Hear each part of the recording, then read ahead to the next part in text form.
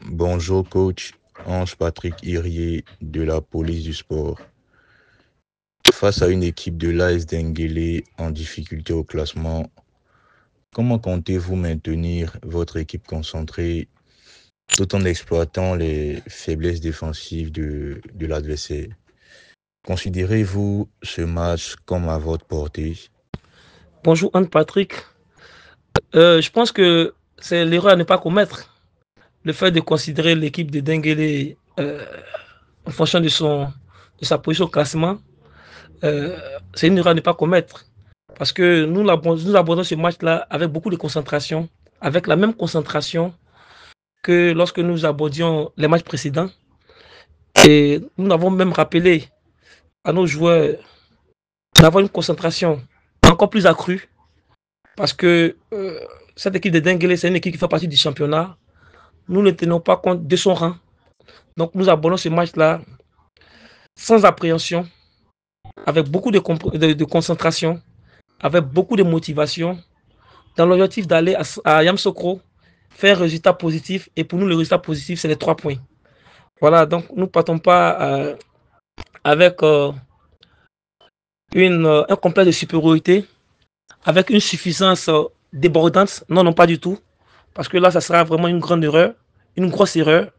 Et cela, nous l'avons signifié à nos joueurs afin qu'ils maintiennent la concentration qu'on a eue lors des matchs précédents, ils maintiennent la détermination et ils maintiennent l'état d'esprit pour que nous revenons victorieux de cette expédition de Yamsoukro.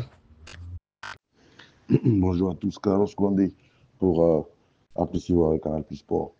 Coach Kwasi, vous allez jouer une équipe qui est dans les profondeurs du classement, qui est avant-dernière. Et on sait que jouer une équipe mal classée, ce n'est pas toujours évident. Après le 1 du match aller de la 5e journée, comment est-ce que vous comptez vous organiser pour continuer de prendre des points? Surtout que vous êtes 4e maintenant. Ça veut dire que vous visez le top 3. Comment est-ce que vous comptez vous y prendre pour battre cette équipe et la maintenir dans le bas du tableau, mais vous aussi, en gagnant, à continuer de quitter les équipes du top 3? Bonjour Carlos. Oui, c'est toujours difficile de jouer les équipes du bas du tableau. Et donc, c'est une raison de plus pour nous d'aborder ce match avec beaucoup de concentration, avec beaucoup d'application, avec beaucoup de détermination. Parce que remporter ce match va nous rapprocher davantage des places, des premières places, des premiers rôles. Et nous ne tenons pas forcément compte du rang de l'adversaire. Voilà, nous ne tenons pas forcément compte du rang de l'adversaire. Après, nous avons tiré les leçons. Nous avons tiré les leçons du match précédent face à cette équipe de Denguele à la phase aller. Nous avons tiré les leçons. Et donc, nous aborderons ce match d'abord en restant sur la dynamique de nos 2 précédents matchs face à la FADS et face au FC San Pedro. Et également en ne commettant pas les mêmes erreurs commises face à cette équipe de Denguele lors de la phase aller. Donc c'est pour vous dire que ce match, nous le prenons très à cœur, nous le prenons très au sérieux, comme tous les autres matchs d'ailleurs. Parce que pour nous, tous les matchs doivent se jouer avec la même détermination, avec la même envie de gagner, avec le même état d'esprit, pour que, in fine, nous ayons, nous puissions atteindre l'objectif et inscrire le nom de Mouna dans l'histoire du championnat ivoirien. Pour le coach adjoint, et on constate que au début de la saison, vous avez misé énormément sur la jeunesse et ça marche actuellement parce qu'elle vous permet quand même d'occuper la 4e place et voilà, et il y a cette place africaine à aller chercher. Vous êtes bien actuellement, vous êtes 4e, vous talonnez la SEC Mosa et on sait que la course finale, ça demande quand même qu'on ait un peu d'expérience et qu'on supporte quand même la pression alors que vous avez beaucoup de jeunes. Est-ce que vous pensez que ces jeunes ont l'épaule solide pour aller consolider cette place africaine ou encore et finir mieux avec les équipes telles que la SEC Mosa, telles que le Stade Abidjan et qui ont beaucoup de bouteilles et de vécu? Oui, je pense que déjà ce projet jeune, c'est un projet qui a été initié en début de saison. On connaissait déjà les risques inhérents à ce projet et jusqu'à preuve du contraire, ça marche. et nous avons une confiance vraiment inébranlable en ces jeunes.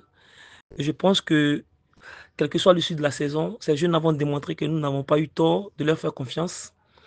Et pour répondre à votre question, je vous dirais oui.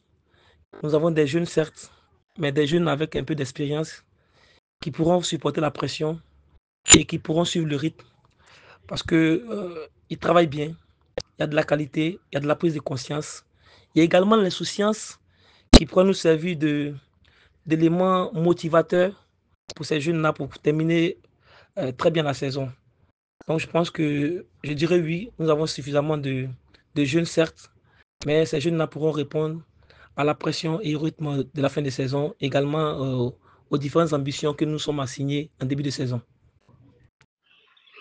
Bonjour coach Kwasi, Prince Akabla de Le Pakwato Sportif. Pour votre première saison, vous êtes arrivé dans un club qui avait pour objectif initial le maintien, mais là, vous êtes en train de viser beaucoup plus haut. Concrètement, comment est-ce que vous arrivez à seconder ou à assister, je dis, le coach Oussou? Quelle est votre tâche, je dis, au quotidien de manière concrète? Bonjour Prince. De manière concrète, les tâches qui me sont assignées, c'est la mise en œuvre des séances d'entraînement impulsées par le coach, l'animation de les séances d'entraînement.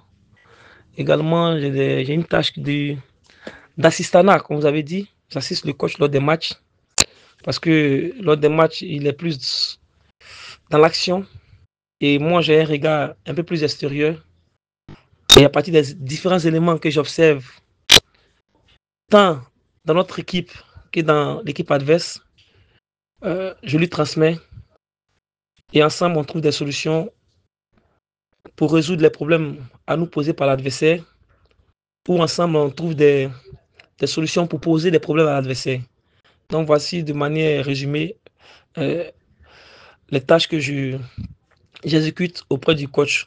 Mais il faut également souligner que c'est une collaboration très professionnelle, c'est une collaboration très fluide et j'en suis très satisfait.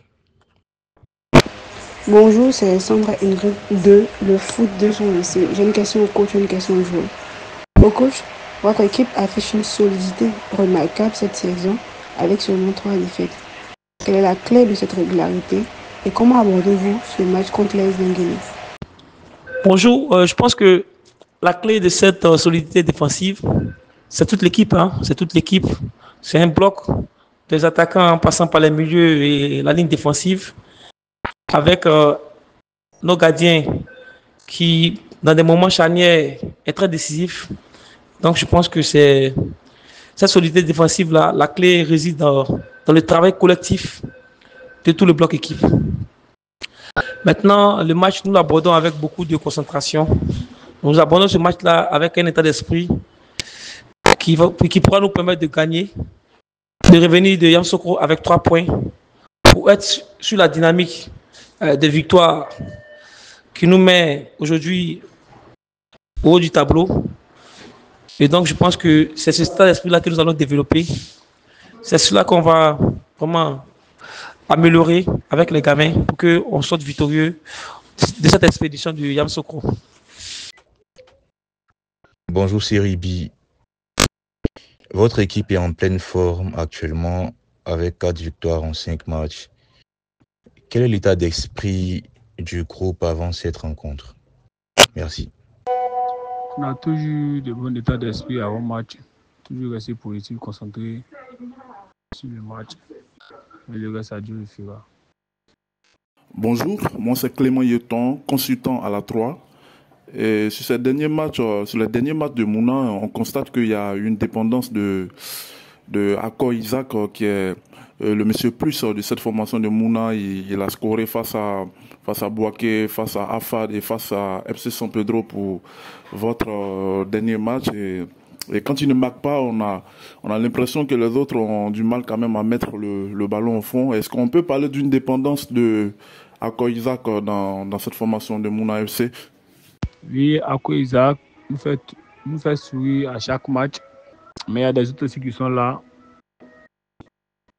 Souvent, ils ne marquent pas. Les autres marquent, mais la plupart de nos buts sont scorés par lui. Donc nous les remercions. Bonjour, c'est Ibi, Prince Akabla de l'Opérateur Sportif.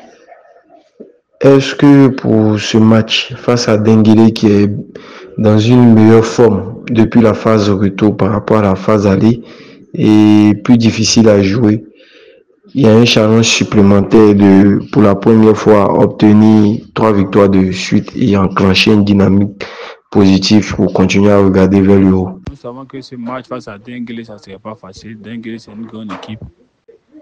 Donc nous allons rester sereins. Nous allons aller à Yamoussoukro pour aller se battre pour obtenir les 3 points. Quelles que soient les circonstances de ce match, nous, c'est les 3 points. Au joueur série B, Charles, vous êtes considéré comme l'un des meilleurs milieux récupérateurs du championnat ivoirien. Quelles sont vos inspirations et vos modèles à ce poste? Merci et bonne journée.